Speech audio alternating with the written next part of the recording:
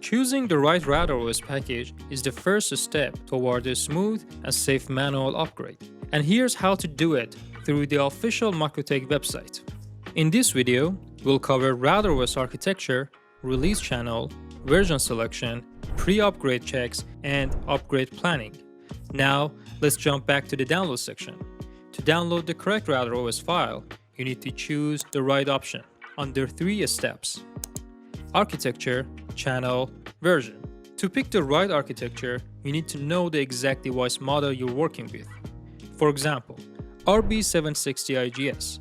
You can confirm it by going to the hardware section on MikroTik's website, searching your device model, opening the product page, and checking the specifications. You can also confirm the architecture directly on the router in System, Resources.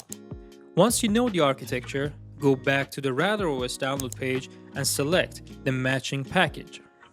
RouterOS offers 4 release channels: long-term, stable, testing, and development. Long-term changes less frequently and focuses on critical fixes, making it the most conservative choice. Stable is the default choice for most production environments. Testing gives you earlier access to fixes and features, but with higher risk. Development contains the newest changes and is the highest risk option.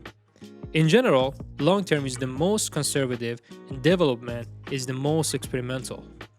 Before downloading any RouterOS version, always check the changelog.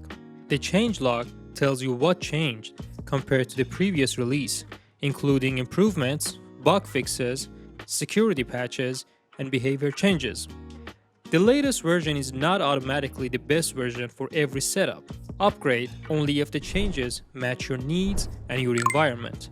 If the changelog is difficult to understand, you can summarize it with an AI tool like ChatGPT based on your network setup.